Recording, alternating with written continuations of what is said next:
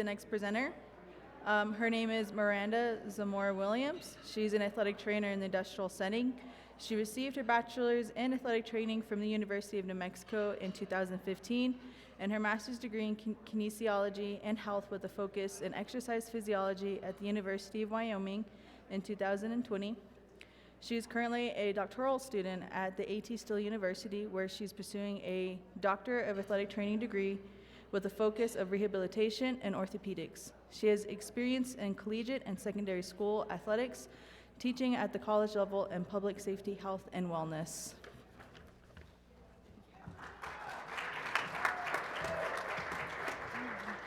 Good morning, everybody. So today we're going to be talking about heat, which we've talked a lot about this weekend, but we're going to be applying this to a new population, which is wildland firefighters. So for this, I have nothing to disclose, but we're going to have a couple objectives today. Our first is that we're going to be going over original research that I conducted while I was a grad student at the University of Wyoming. And then we're going to try and apply that both to athletic populations, but talk about how we can take projects like this and take athletic training skill and scope and apply that to tactical athletes pretty easily. So our objectives today are we're going to discuss that preseason heat acclimation in wildland firefighters. We're going to talk about both psychological and physiological benefits today, which is kind of a new take, so this is a mixed method study. And then we're going to be listing benefits and barriers to heat acclimation that they gave to us through that qualitative research. And then finally, we'll describe that crossover. So wildland firefighters are tactical athletes who are at risk for exertional heat illness. They have a couple things that are going to make them a little bit more at risk than a regular structure firefighter, and we'll talk about that in a second. So there's approximately 10,000 firefighters at the federal level. Those are mostly employed by agencies like the Forest Service, BLM, Fish and Wildlife, but there's quite a few of them out there.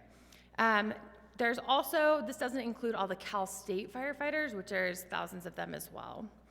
Now, incidence of heat illness is not very well understood because reporting is pretty bad. That doesn't get reported. If it does, it goes into several different systems for each agency. And so we actually don't know the incidence, but when we do look at research, we can see that it is one of the leading causes of death in firefighters. And it's also going to be just something that's popping up season to season, no matter how much prevention that they take. And they do quite a bit of education on this, but it's not affecting their numbers.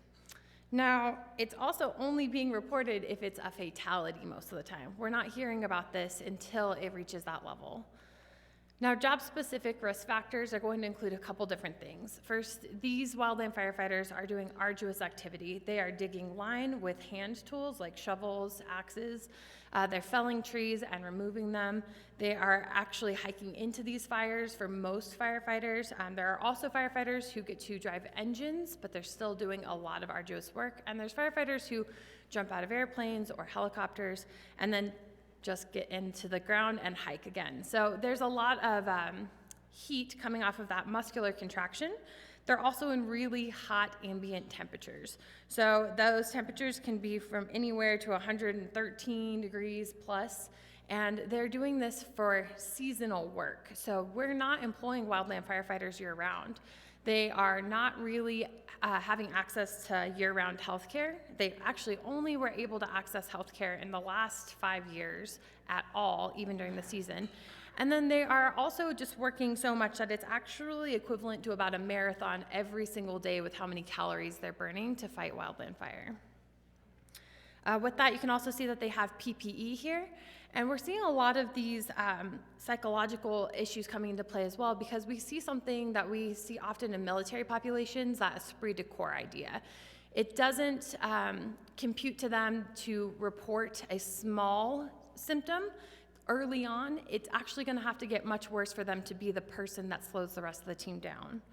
So between the psychological and the physiological issues that we're seeing here, there's some job-specific risk factors, but those really line up pretty nicely to any kind of athletic training issues that we see with sport-specific issues that make you a little bit less likely to report or make you a little bit more at risk to undergo this in the first place.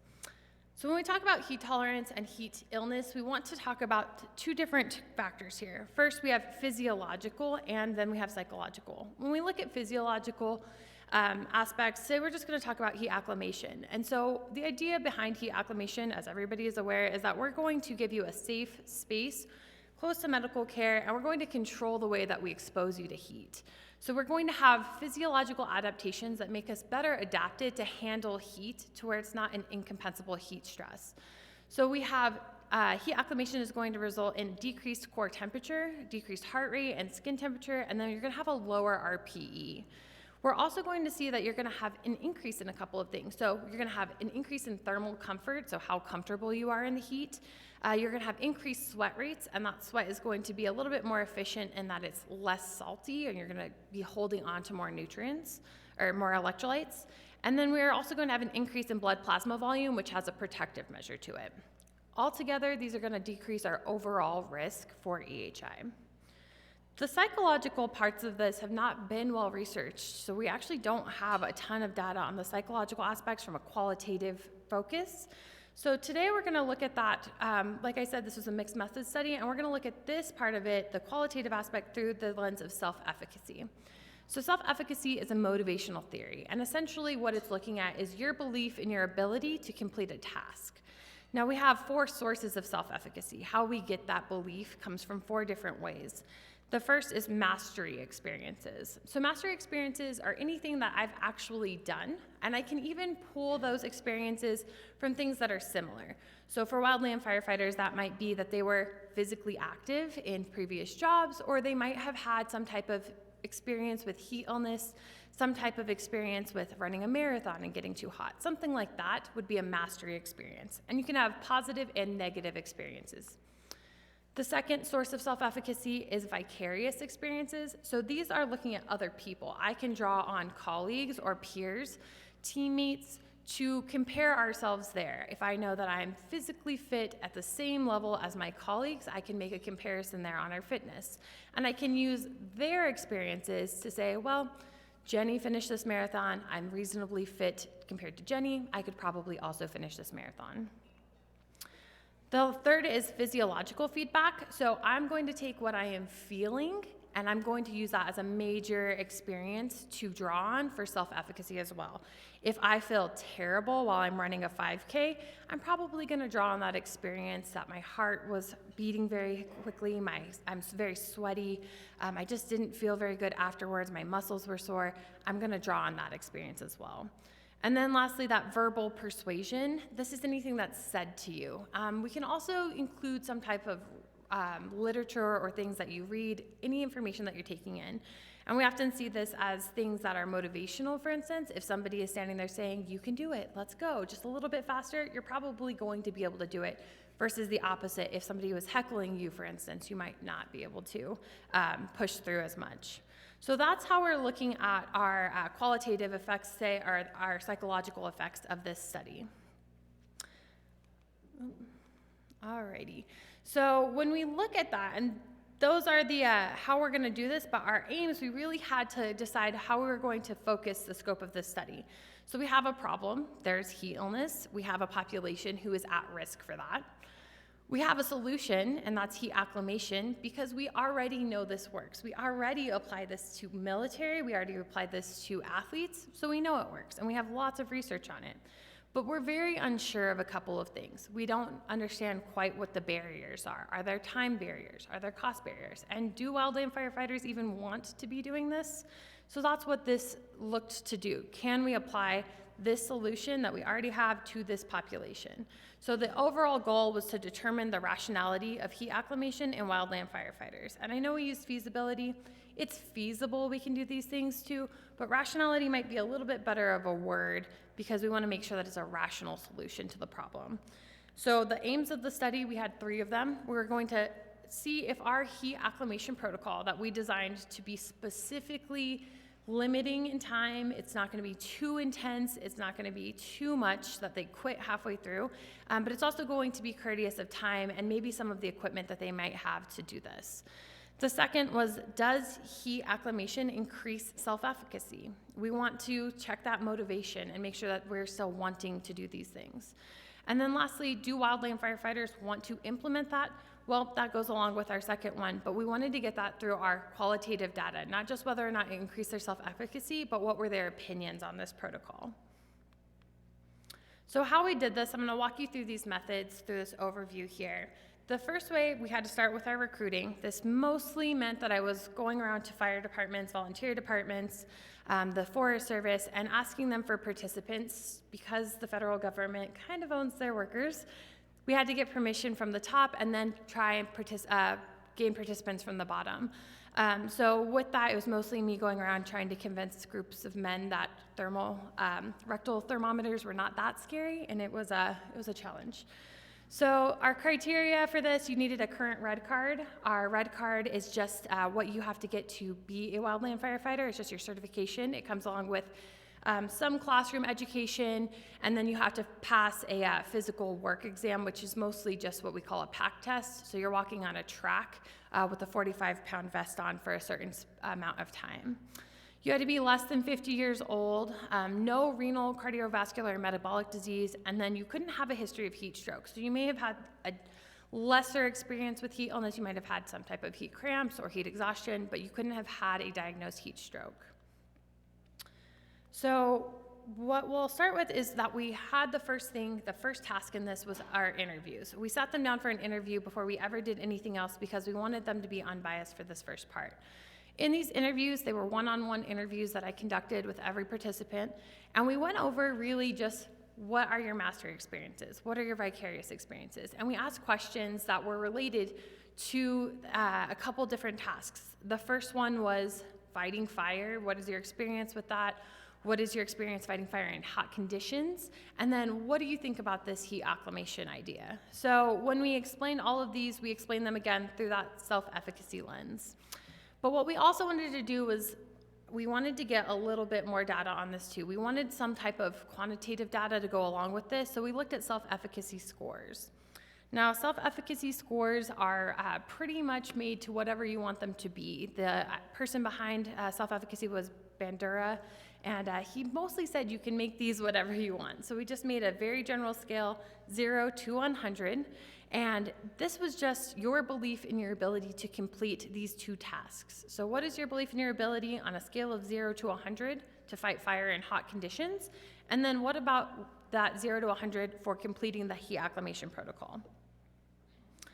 After we did that first interview, we took them straight from the interview room up to the lab to do a VO2 max and DEXA scan. We just wanted to see kind of what our demographics were that we were working with here. So our VO2 max, you can see us here in the lab with one of our participants, and we're just determining their aerobic fitness. So we were doing our ECG monitored VO2 max. We were able to get their heart rate, and we were able to compare that later to use that for intensity information. So that's what we were doing here. We also got DEXA for their body composition to see if there was any kind of tie there, because we do know that an increased BMI puts you at greater risk for exertional heat illness. After that VO2 max and DEXA, we moved to our heat tolerance test. So the heat tolerance test is a test that's used and created by the Israeli Defense Forces. So again, we're just applying a military population idea over to this tactical population here. So essentially, we put them in our heat chamber, which I made out of some Ace Hardware plastic and space heaters. It was wildly dangerous. Don't worry, there was firefighters the whole time. We were very safe. But we had this heat chamber, and we tried to keep this at 40 degrees Celsius, so 104 degrees Fahrenheit, and we had 40% humidity. So this was hot, and it was humid, and it was not very fun, I'll tell you right now. What was less fun is that we put them on a treadmill, and they were able to wear shorts and their t-shirts, and then they had regular tennis shoes on, so not in their PPE. And we put them on there at 5 kilometers an hour and a 2% grade. So it's pretty steady walking, not too fast, not too slow, but this is the Israeli Defense Force protocol here. What we wanted to measure for this was these, on the left-hand side, you can see our physiological measurements, so that rectal temperature, the heart rate, and skin temperature. And then on the right-hand side, you can see that we have our RPE thermal comfort, which is essentially your comfort in there from slightly uncomfortable or very uncomfortable. And then you have thermal sensation, which goes from cold all the way to hot, everything in between, like slightly warm or slightly cold. And so that's what we were looking at here. Now for these two, we actually had some cutoff here.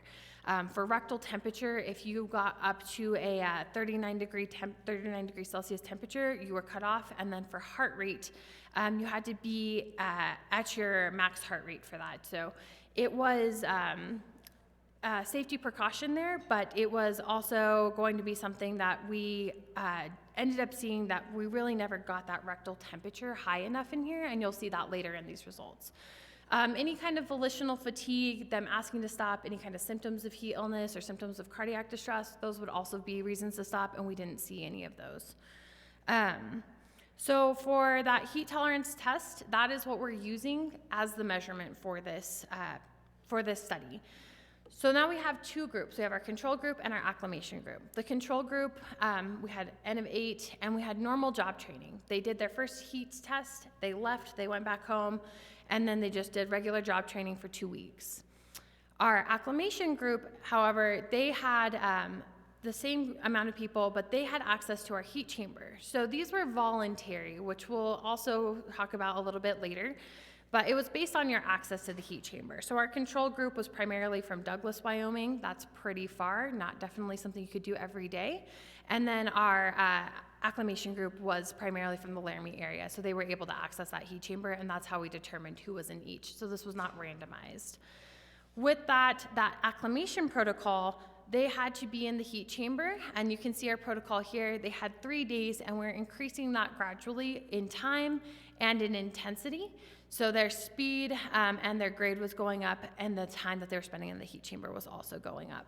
So we're just trying to gradually increase the intensity here. They had a couple rest days in there as well, and we were able to get everybody completed on this without any issues once we started.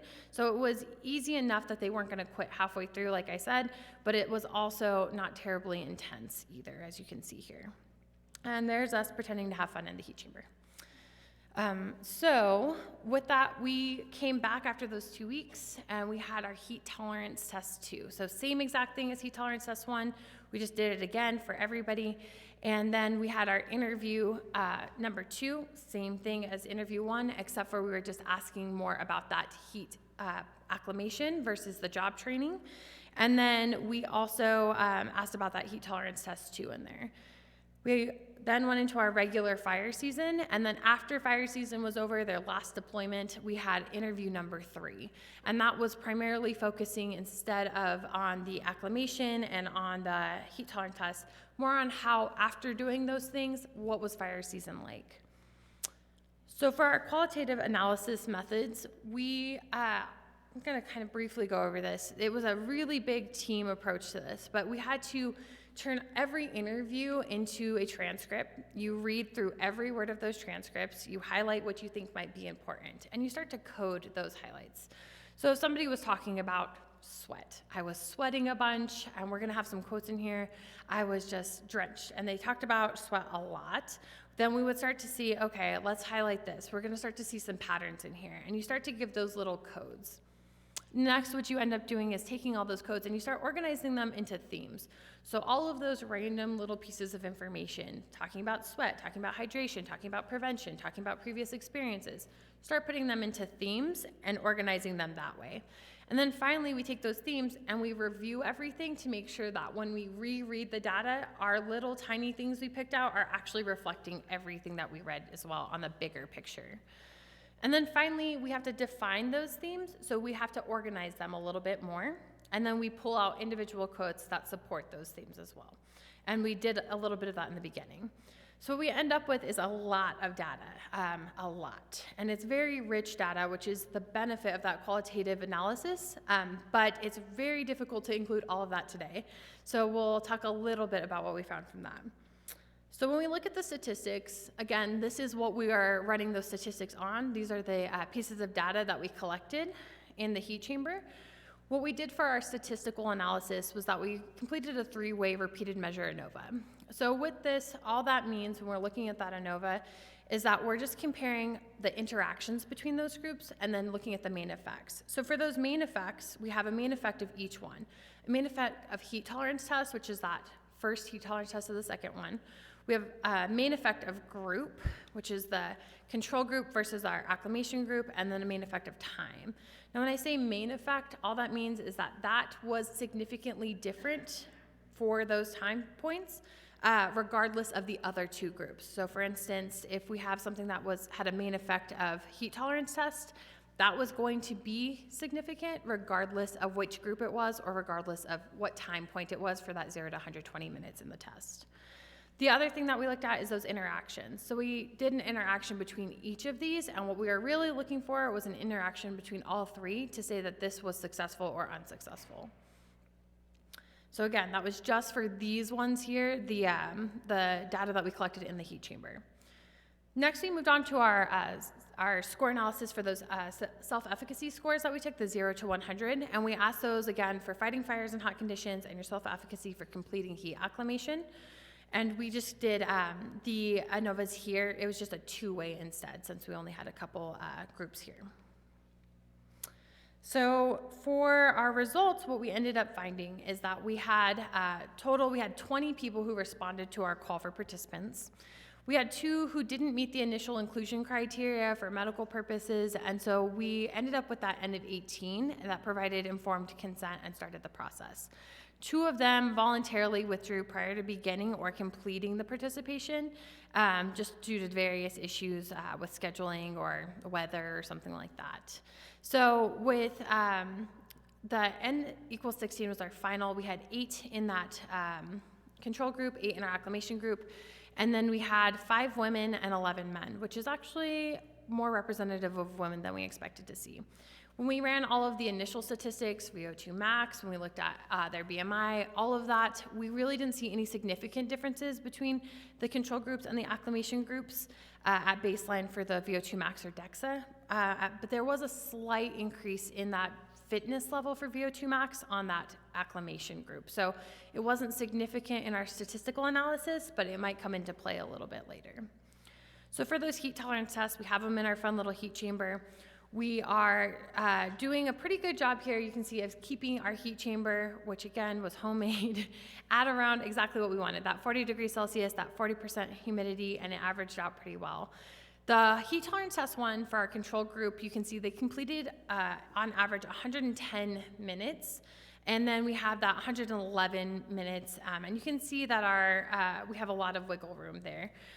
So what we're seeing though is that we're a little bit less on our control group from the get-go, but it's pretty insignificant and not too far off. What we also see for heat tolerance test 2 is that we kept everything warm and humid. And then we also had an increase for both of them, and it averaged out to that they completed the same amount of time for heat tolerance test 2. So you're starting to see a little bit of difference in these groups. So when we look at this here, we're looking at our rectal temperature. So what our results found was that for heat tolerance tests 1 and 2, we had a significant interaction. This means that when we look at the black lines, that's our acclimation group. The open squares are the heat tolerance test 1, the closed squares are heat tolerance test 2. I know this can be kind of hard to see. And then the gray circles are for our control group. So you can see for rectal temperature, it is significantly higher, but it's also rising at a much faster rate than our acclimation group. So when we look at this compared over these, the time and compared from these 2 heat tolerance tests, we had a significant effect of that acclimation protocol. So that's great news. Our protocol worked enough to get decreased rectal temperature, which is the goal. For heart rate, we didn't see that same interaction there, which was okay. What we did see here is that we had a mean effective time, and we also had a mean effective time for almost everything, because we expect those, regardless of the group, regardless of the heat tolerance test, we expect that our heart rate is going to increase gradually over the time of 120 minutes walking on a treadmill in a heat chamber. That makes sense. So we saw mean effective time for heart rate, for rectal temperature, for most of these things. It got hotter, to them, their temperatures rise, their heart rates went up, they worked a little bit harder. For this, we didn't see that interaction between all three, so it wasn't significant for heart rate, but we also know that they were hitting pretty steady heart rates throughout, and you can see that here. But you can also see our control group, the gray. They are consistently higher in both tests than our acclimation group. The other physiological measurements that were significant, I did highlight those here. So for our VO2 max, that is what we ended up with for intensity. So that intensity there, you can see that the time point, so that main effective time, that was going to be higher over 120 minutes. Again, makes perfect sense. For our time point and the group interaction, what we're looking at is that there was a significant difference in how hard the acclimation group was working versus how much harder our control group was working. So they just had a little difference there, and when I mentioned that there was a very small difference in their physical fitness in the beginning, that's probably why we're seeing this here. So for our skin temperature, we really didn't see any kind of interaction. There was nothing that was significant for skin temperature. And then for our RPE, what we saw here, again, you can see that first one, and for our thermal comfort, we are getting hotter and we are having higher level of exertion from 0 to minute 120. So again, makes sense, but not very interesting. For our thermal sensation, we did have a change. The thermal sensation changed. Again, that was, are you feeling cool or hot? And that was different from our heat tolerance test 1 to heat tolerance test 2, regardless of the group. So both groups felt cooler in that second heat tolerance test. For our heat acclimation, it's very hard to see this, I apologize. For that heat acclimation, what you can see is that our average intensity, it was significantly different each time we went up. We were seeing that we were increasing intensity, but what we can see from this is that we're not getting very much rectal temperature gain. And we know that we need a certain amount of gain in the heat chamber to get any of those physiological adaptations that we are expecting from heat acclimation. So to be successful, we probably needed to get them warmer than what we did in this heat chamber. For our heat acclimation, that group was on average in there for 70.5 minutes. And so we can see that they are working for a long period of time. And that's a significant amount of time to be taking out of your day as well. And again, they stayed pretty warm and pretty moist in there too. But again, there's that rectal temperature gain, and that's that 0.86 is not enough to really get those adaptations. So for our self-efficacy results, these are our qualitative results, and this is my qualitative graph here. And so there's quite a bit going on. What I mostly want to focus on is these sources of self-efficacy in our higher order themes. And then we also have the desirability of heat acclimation. So do they want to do this? For that, we have the higher order themes for the self-efficacy results. We have all of those sources of self-efficacy. And then the fourth one is that desirability. Now, we did take one of those out because the verbal source was not really evident at all in our data. Nobody really mentioned it at all. Now, for hot conditions, our mastery experiences is what we're going to start with. Hot conditions are going to be what we talked about often. And so we also saw physical fitness and the study protocol came up, but for hot conditions, it was really about that, oh, I apologize. It was really about that they have done this before. These are wildland firefighters. They do this all the time. It is their job. And when we think about that, they're probably not going to be doing a job that requires you to be hot in the heat if you don't believe in your ability to withstand heat. So a lot of them pulled on, I've had 5 seasons under my belt, and I've never had heat stroke before. And we had a lot more quotes, but for time's sake, I cut a lot of them out. I apologize to all the qualitative researchers in here. For physical fitness, we talked a lot about that because that is the primary prevention method of the Forest Service. Just be fit, you'll be fine. But we know that there's lots of very fit athletes who die of heat stroke every year. So for physical fitness, all they talked about was that they know they were fit, they know that they can do this. We do lots of physical training at work. But they also talked about how they are very aware of their bodies because of that physical training. And then some people actually used this as an opportunity to see, I don't feel very fit this year. I think I'm going into this season a little less fit than previous, so it will be interesting to see my results here. And then for our study protocol for those mastery experiences, we started asking them about the protocol specifically that they had just completed. They are talking about how they use this as a really positive mastery experience. They went into this heat chamber unsure what to expect. They came out with a better idea of how their bodies reacted to that, and they used it because they were able to complete this as a mastery experience that was positive. So we're starting to see some of these psychological factors that haven't really been researched in any kind of heat illness research before. It was a lot of competition. It was a lot of mental motivation to complete a task. So that's what they were talking about here. For our vicarious experiences, when they were witnessing heat illness on fires, they were not very affected by that. They know people who go down. They talk about heat illness often as part of their education. But when they were giving us self-efficacy scores, for instance, this firefighter said that I would not want to pick 100 because I know very fit people. I know people who are similar to me, and I know that they have gone down before. So there is a small comparison, but it's not necessarily in the forefront of their mind. And then when we talked about other participants affecting that, they just would not really look at them as a peer or colleague that they could use as somebody to compare to themselves. And a big part of that was this person said that they are all kind of part of the team. Everyone brings something different to the team, and because of that, we can't really make direct comparisons here. So that was more of a strength than a comparison. Now, physiological sensations, this was a very big part for them. On fires, they were talking about feeling flushed, feeling hot, lots of sweating talk. They kept talking about how they feel tired or when they feel like they're working too hard or if they feel dizzy. So there was lots of physiological sensations that they talked about from their previous experience. But when we talked about that in the heat chamber, they were really mostly talking about how much better they felt that second time and that it was surprising to them.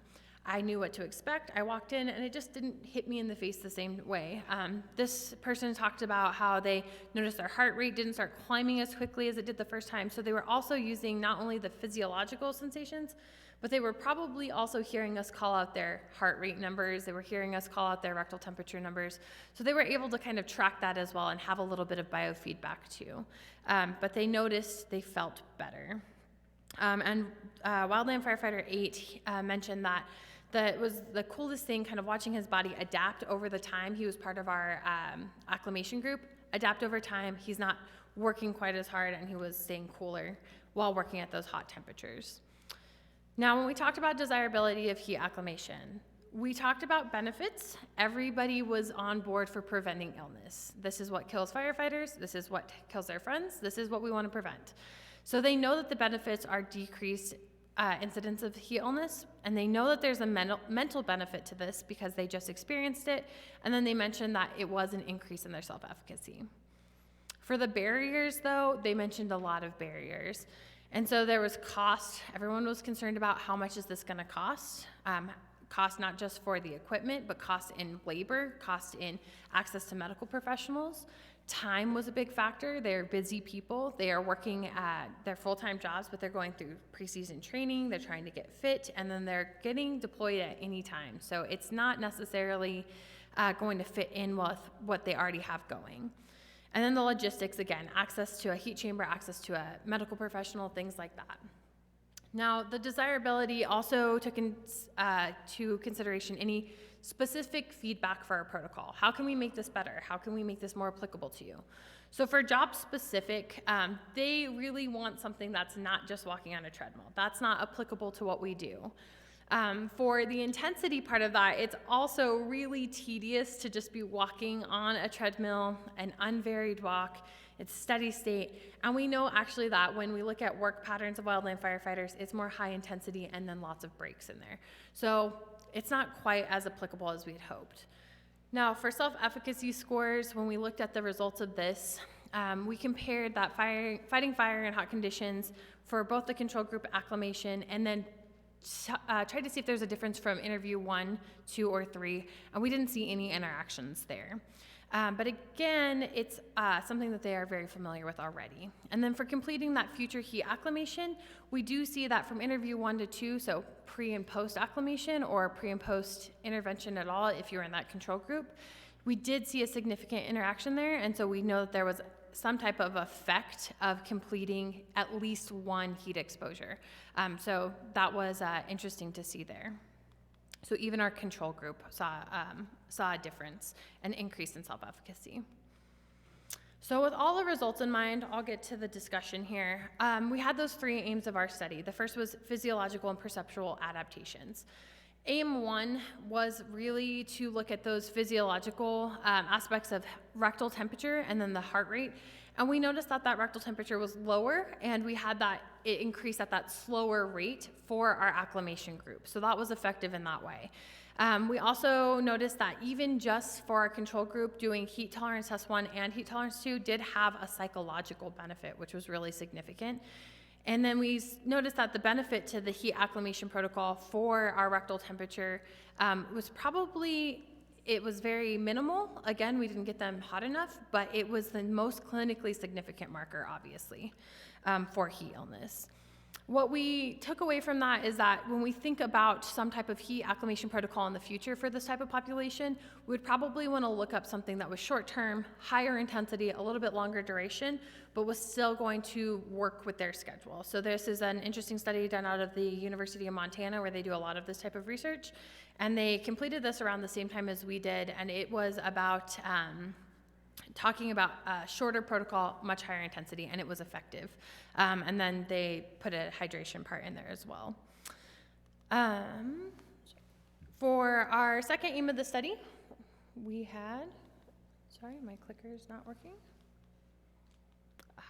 That increase in self-efficacy, maybe.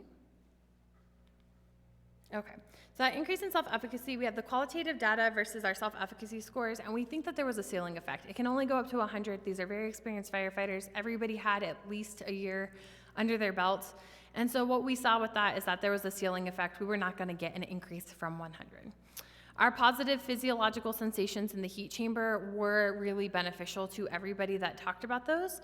And our successful mastery experience was them using the experience of being in the heat chamber, even if it was just for our control group, to say, I completed this, I finished my 120 minutes, and I feel much better about this, and I'm going to take that information with me into the fire season.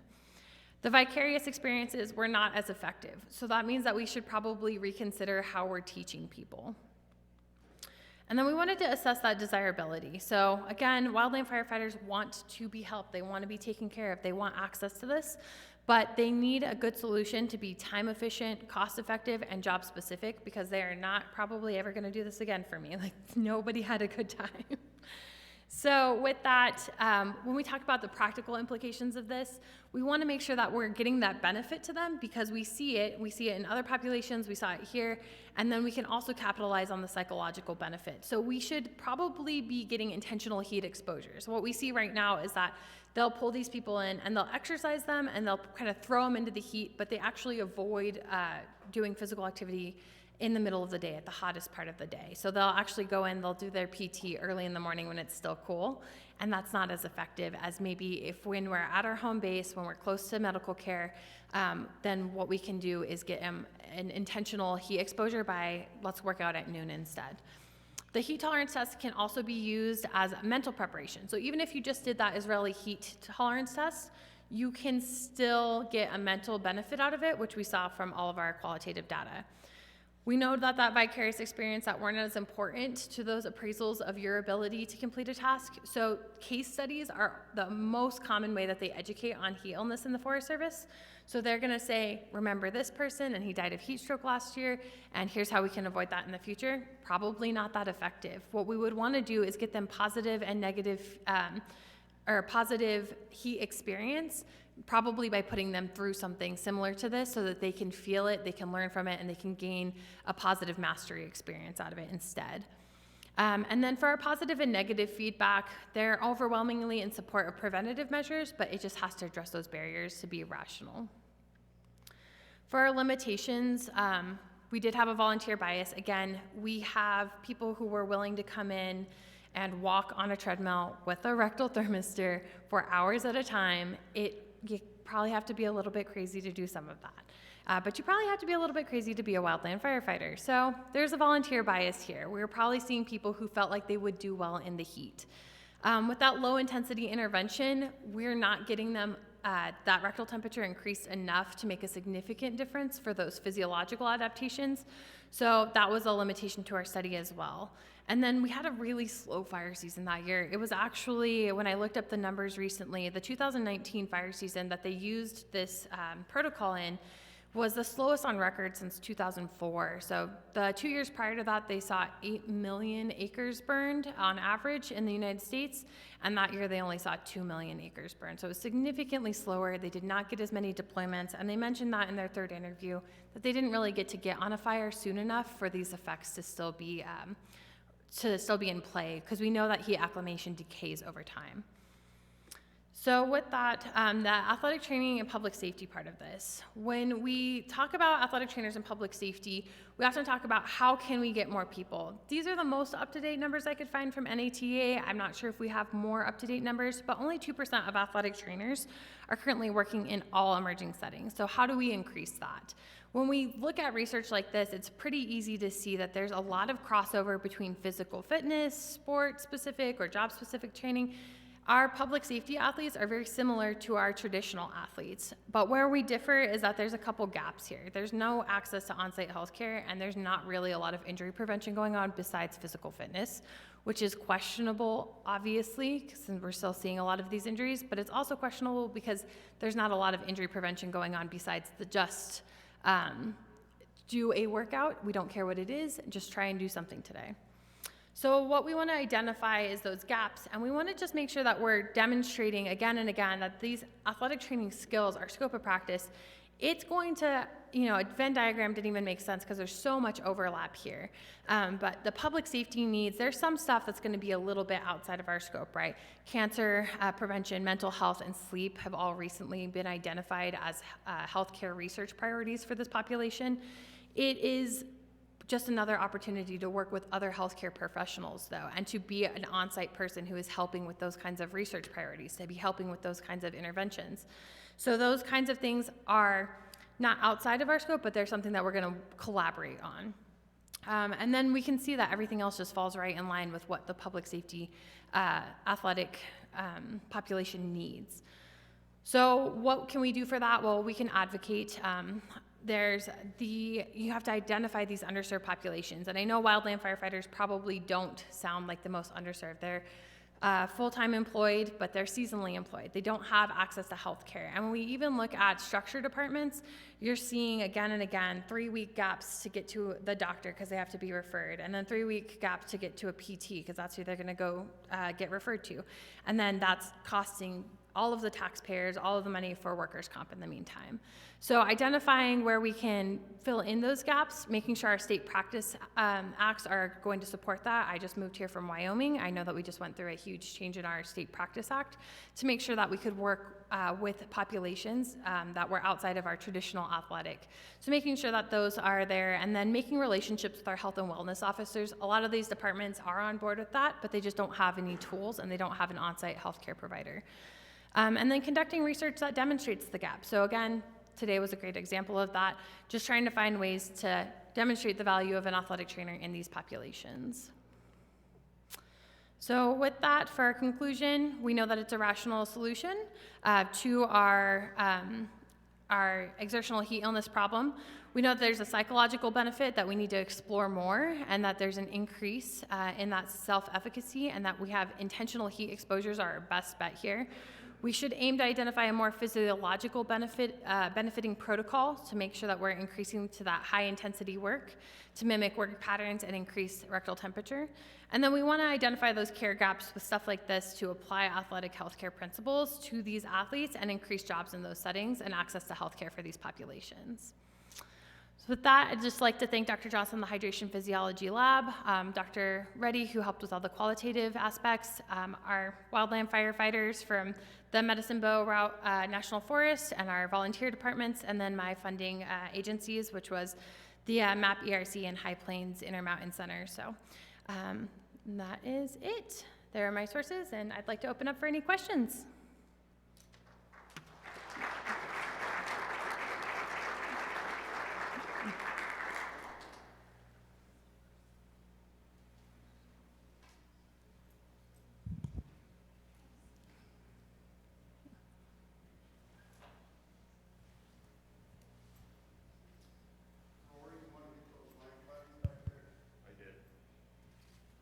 Okay, I just want to say I appreciate you giving this presentation.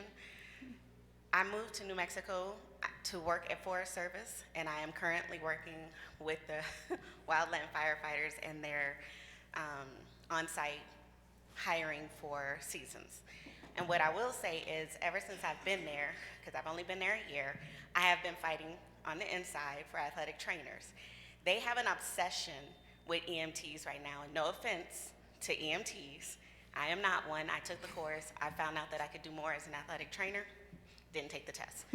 But for me, I am literally fighting on the inside. I'm working on my red card because I can't fight a battle unless I'm on the field to see exactly what's going on. I've worked in a military setting. I've been in the industrial setting. I've been on the athletic training field. I've been in the hospitals. You name it, I've worked in the field, and you cannot tell me that an athletic trainer would not benefit in being in this field. With that said, I was just talking to my supervisor, and they were like, hey, if you want to join, because we sign firefighters up on the fly. Yes, we have the federal ones, but the fires are too big for us to handle. So we will have on-the-spot firefighters sign up. That's at the state. Well, athletic trainers are in the firefighter setting now in Texas. So you're telling me a firefighter, athletic trainer can work in a firefighting setting at the state, but they can't help the firefighters at the federal? You're full of crap. So apparently I have been ruffling some feathers in there because they did not realize that our profession has come up so much in the past few years. And so when I started telling them, hey, I can do this, I can do that, I'm trained to do this, we get certified to do that. And oh, by the way, in addition to heat illnesses, you have people breaking legs, twisting ankles. EMT is not about to sit out there and rehab those people, and they're working 15 to 18 hours. That's why you can't recreate that, that scenario. But they're kind of like in the athlete's mind. I have a job to do, I gotta get out there, I don't wanna lose my position to the next person, and I gotta save a life.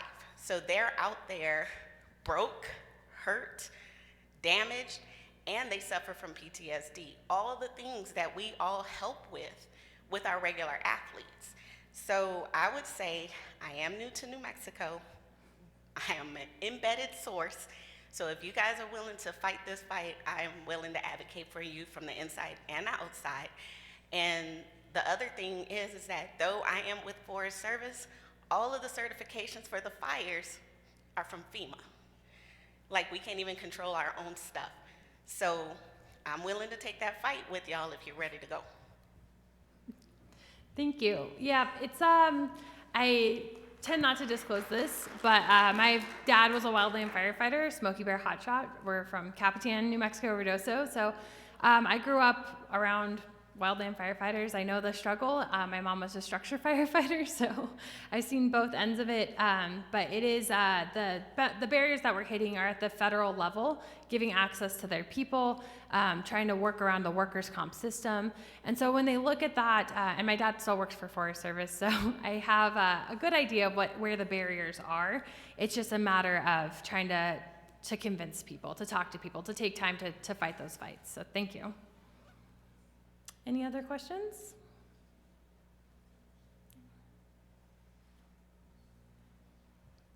What role does elevation play into any of this?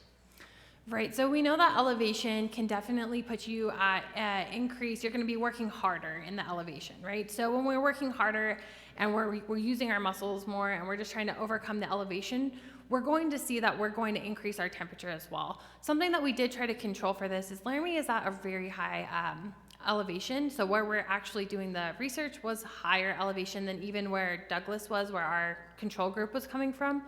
And so what we try to do is control enough for that. And we had our doctor take, we had to make sure that these people who were coming from, let's say, Florida or Iowa, we're going to have an acclimation period first to that before they could even sign up for our study. So we took a little bit of that out of this particular study, but it would be interesting to see because we do often see firefighters coming from low elevations, and all of a sudden we're going to send you to Utah, to California, to Wyoming, and Montana. And so we do see an issue with acclimation that's tied in pretty closely with the heat acclimation as well.